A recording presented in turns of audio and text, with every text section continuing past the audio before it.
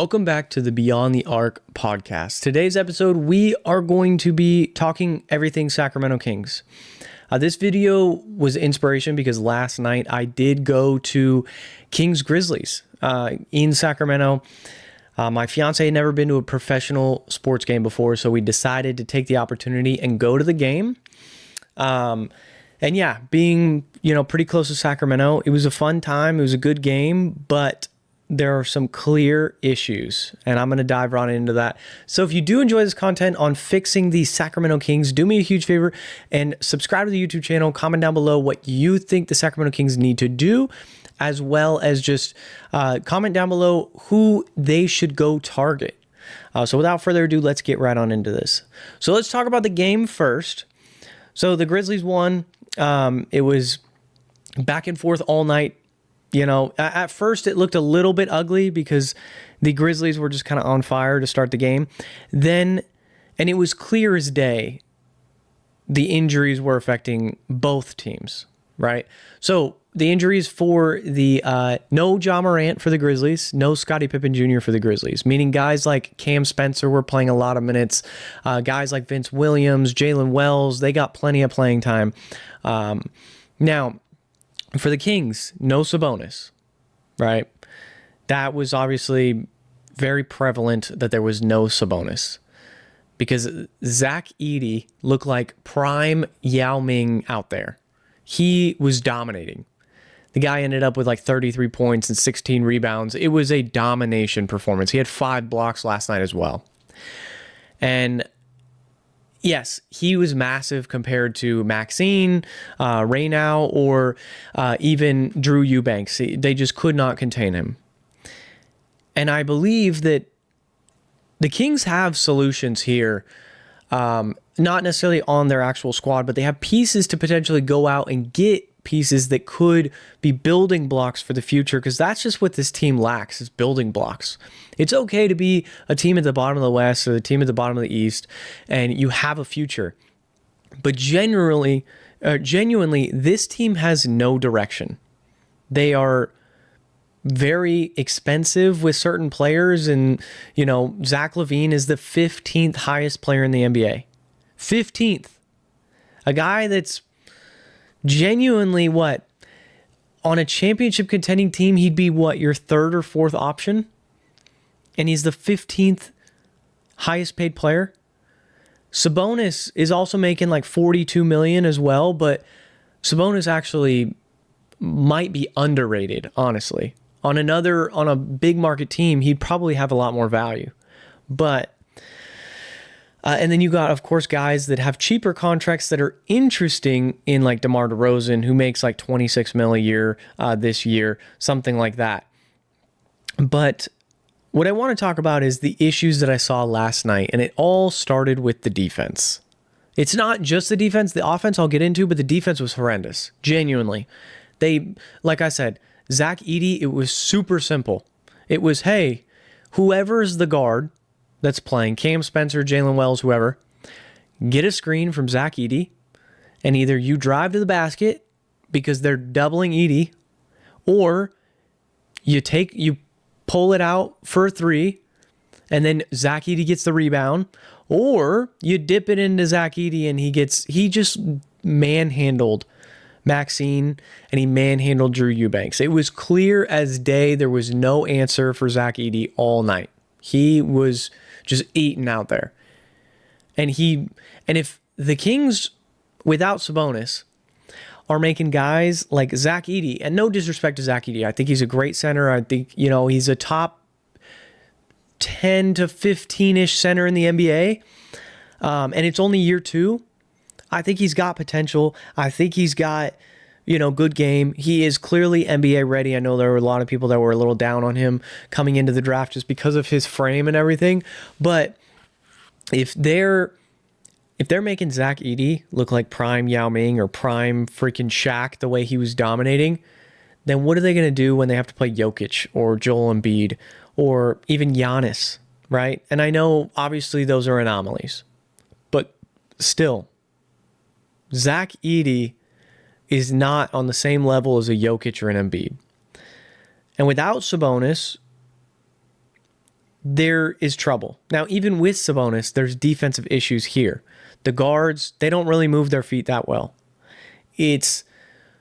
And honestly, a lot of it comes from these poor offensive decisions for the Kings. Watching the game, like, it was a lot of one-on-one ball. There is no, like, team cohesion. I don't know if all night I saw 3+ passes in a single offensive possession. It was typically, right, if a Kings got a rebound and they're pushing it up the court, right, even in a half-court offensive sense, let's say, it was typically a set a screen for the guy, go to the basket, maybe kick out one pass and hit a mid-range. That's the issue with the Kings too, is they take so many mid-range shots. And like so deep mid-range that foot is on the line 3 or a foot in front of the 3-point line. Like, so either attack the basket and go take the easier layup, or take a step back and you're shooting a 3. In today's NBA, that's what it's come down to, is the mid-range game has started to disappear because it just isn't really worth it. Why go take a long 2 when you could take 1 foot back and you could take a 3 with similar statistics? Right, so with the Kings, they crumbled last night. It was clear they had like a 1-point lead in the fourth quarter late and just literally gave the game away. It was Zach Edey show down the stretch. But ways that they can fix this roster is, of course, looking for 3-point shooters, because there is a lack thereof. Their only good 3-point shooters on the roster is like Zach LaVine, who had a down night, Malik Monk, who had a good game, Keegan Murray, who had his first bucket. Yeah, I mean, he had his first bucket in like the second half. It was bad. That game was not good from, like, it was entertaining, but if you broke down the film of the game, both teams were pretty rough. Now, of course, the Grizzlies had the recipe. It was get the ball to Edey, and it was clear as day. Like I said, 30-something points, 16 rebounds, 5 blocks. He could do whatever he wanted on the court last night. Now let's get into this idea of how to fix the Sacramento Kings. Players that they should be aiming for would, of course, first thing you got to look at is disgruntled stars, disgruntled, where are the issues in the Kings roster, and who's disgruntled with the Kings, who has value with the Kings, and who's disgruntled elsewhere. So the very first name, and it was very funny that we went to this game last night, big name I've thought of that the Sacramento Kings could go get. Also, I should mention one thing. Seems like the ownership doesn't necessarily care too much about the idea of winning so many games as they do having names on the court, right? Having Russell Westbrook, Zach LaVine, Malik Monk, DeMar DeRozan on the court together, right? Those 4 big name guys. Not necessarily, like, they sell tickets because they are who they are. Not necessarily that they fit well together, but they're the big name players. So, to be realistic, the Kings would need to go after somebody that would fit the owner's ideology. That being Ja Morant. I think Ja Morant, one, it seems as if he wants out of Memphis. It seems as if Memphis has other young guards that can kind of not necessarily fill the role of Ja Morant because Ja is talented, but at least they're young enough and they're playing well enough to where, are you really going to miss Ja Morant too much? Right? Did he necessarily fit what you want going forward with the Grizzlies? And the Kings have some value here that they can potentially return back to the Grizzlies to fill their holes. Right? Like, I think a big hole of the Grizzlies is a wing. Right? You saw like Vince Williams, but he's only like 6'6". And like I said, they were playing like Cam Spencer, Jalen Wells, Vince Williams all together. And I understand, like I said, they had a bunch of guards out. Rotation was slim, just like the Kings. Rotation was slimmer than normally it would have been. But Ja Morant to the Kings makes a lot of sense for the owner because he likes names. Ja Morant would sell tickets, right? He would fit alongside a guy like Zach LaVine. And Zach LaVine could be a name that could get traded, but he makes a lot of money, so it might be tough. But Ja Morant going over, right? And so looking at his salary of what Ja Morant makes, he's got to be towards the top here, you would assume.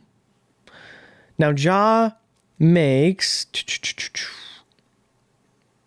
Wow, I'm shocked that he's so low on this list. Let's just look up Ja Morant's salary. Ja Morant salary. He's making $36 million this year. So now if we go over to the Kings roster, $36 million. A guy that instantly popped up because they need a wing is Keegan Murray. Keegan Murray is younger, provides value for a Memphis Grizzlies team that is seeming to trend younger. He makes $11 million. Now, of course, we're talking about Ja Morant, multiple-time All-Star, a guy who number one option on a deep playoff team when they were fully healthy. So, to match that $36 million, we'd be looking at Keegan plus like Malik Monk would be pretty darn close. That would put him at $29 million or basically $30 million. So you need another $6 million in there. So you'd throw in like Dario Saric. And that could get the deal done. Now, I'm not saying that's excluding picks. This is all theoretical. But Malik Monk, who they wanted 2 first-round picks for in the offseason, weren't going to get that. He has actually been playing very well for them. So the only issue I have with trading for a guy like Ja is how much you need to give up in return. Like, because realistically, if you're the Sacramento Kings, what you need to do is maximize the return on investment. Keegan, for example, right? You're going to want to go get guys that provide value long-term for a rebuild. Or even if you're looking to flip and go get names like Ja Morant, you're going to need to start filling the roster quickly. So you can't really do a whole lot of 2, 3 for ones. You have to have, maybe somebody like, obviously they would be in potential rebuild. So by looking at that, I think the only name on their roster, on the Kings roster that the Grizzlies would probably consider would be Keegan Murray. So I would be okay if I was a Kings fan giving up Malik Monk and Keegan for a guy like Ja, and maybe you get something else in return as well there. Like, this is just all hypothetical. But right, okay, let's say Ja does go. He's a Sacramento King now with Sabonis, who both perform well in the pick and roll. Ja wants to do pick and roll. Sabonis, one of the best screen setters in the league. Now, hold your horses, because Sabonis might be on this block too, because I think he does provide the most value of any player on the Sacramento Kings.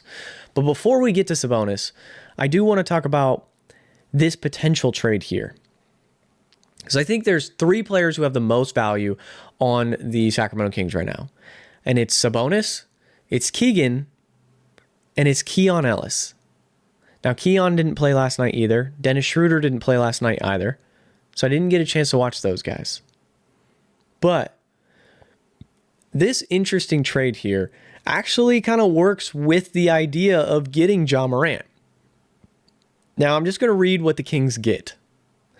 Kings get Michael Porter Jr., Kobe Brown, and a $2.3 million trade exception for trading away Keon Ellis.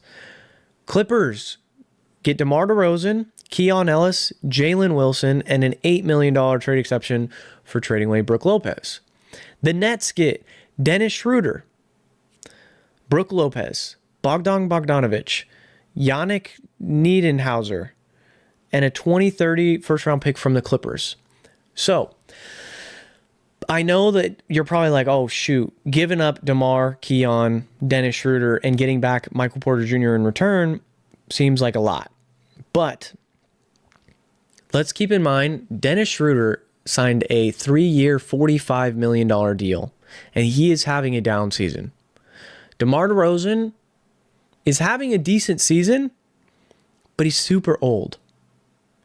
And Keon Ellis provides the value to make this trade happen. So it's almost like you get off of money by getting off that not great contract from Dennis Schroeder because he's not playing well, so he's not really worth a lot. Then you get a guy, Michael Porter Jr., who fits with Ja.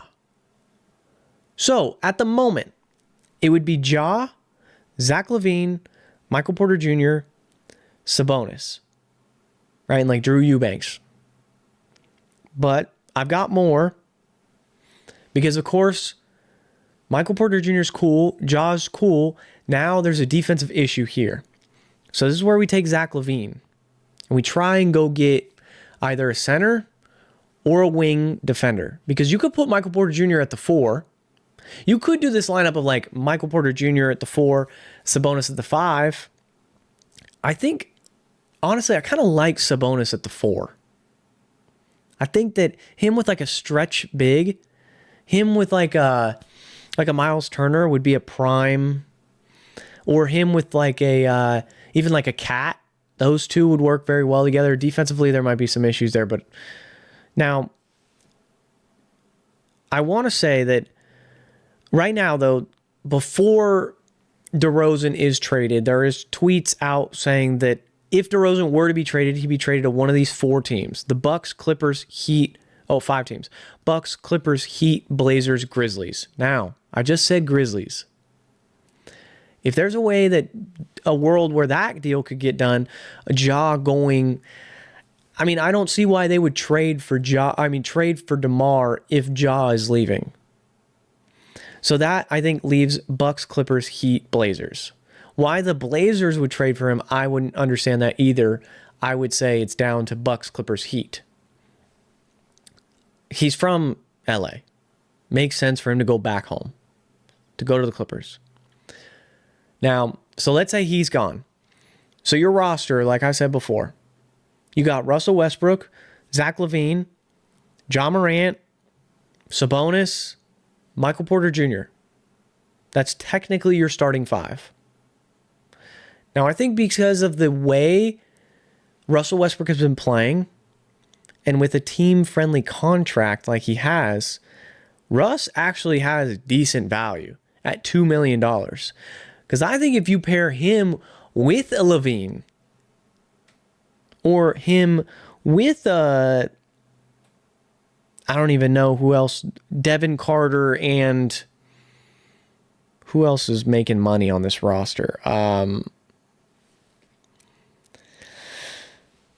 Yeah, I guess it would be those guys. Dario Saric is making 5, so maybe you could get something small there. What I'm trying to get at here is maybe you can pull off a deal for a wing. Let's go, or even another guard. Ooh, this is interesting now I'm seeing this. A DeJounte Murray. If you could pull off something for DeJounte Murray, or let's go down and make cheaper options, because that's going to be the thing. You're going to need somebody in like the $15 million range just to get money to match. So this $15 million range is like Nickeil Alexander-Walker, Isaiah Stewart, Onyeka Okongwu, Jonathan Isaac, Klay Thompson. And there it is.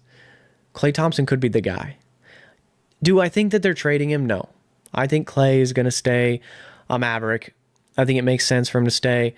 But there's one other guy, makes $17 million, that I think could be interesting. Keldon Johnson.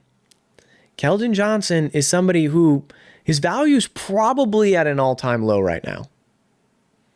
So maybe you could sneak in a deal for a guy like Keldon Johnson with a package surrounded by someone of a Russell Westbrook caliber. Because, I mean, I guess they wouldn't really need Russell, but I don't know. It would be, they'd probably want to, that would probably be a 3-team deal. Okay, so maybe not Keldon Johnson per se, but maybe we look a little cheaper. I think that we have found some players. I think, of course, talking to the Detroit Pistons about Karis LeVert would help out in that 2 to 3 range.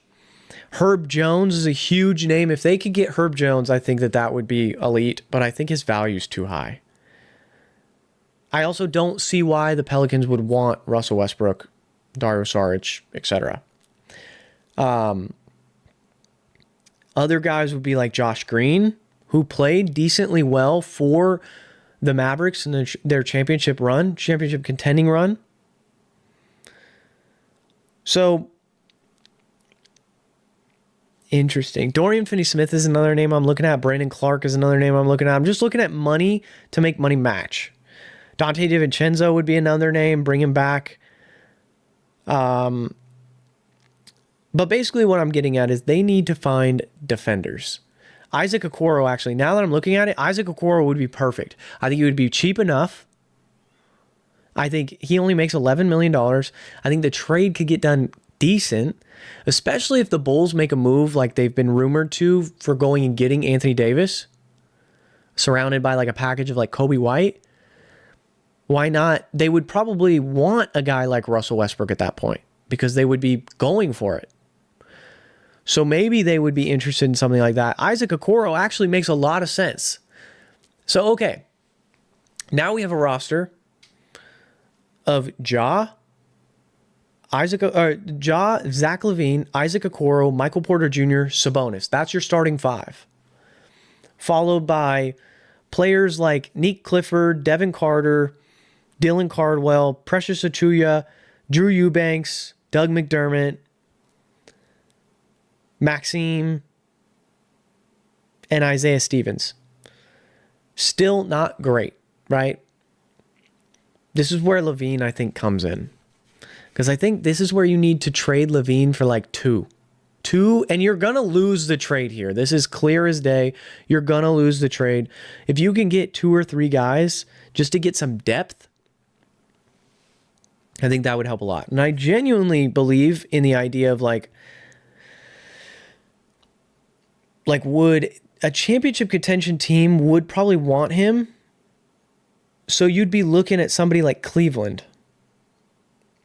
And if Cleveland is a little disgruntled there with Donovan Mitchell, Darius Garland, Evan Mobley, Jared Allen, and this is exactly what I'm talking about, how the Kings can fix their roster is they can have an opportunity here to go out and just say, hey, you have disgruntled stars here.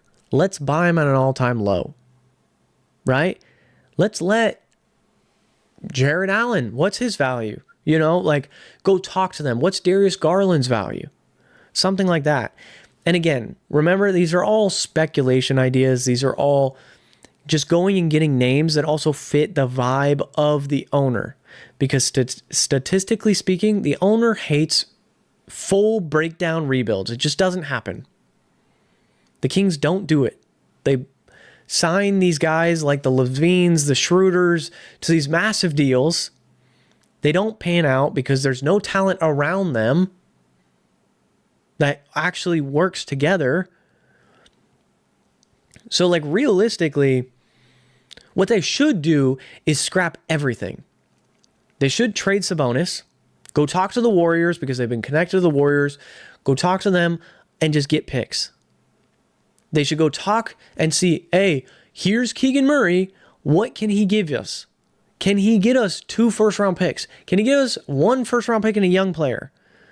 Because, like, really, if Keegan, I understand he's like a fan favorite, but Keegan should not hold back the rebuild.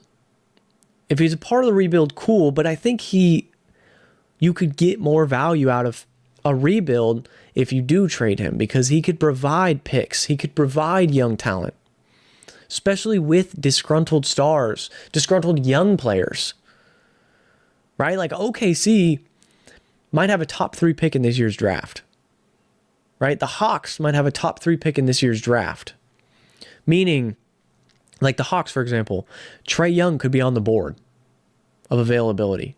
Trae Young would be Trae Young, Ja Morant, LaMelo Ball. 3 disgruntled stars. 3 might be on the trade block. 3 players that would sell tickets.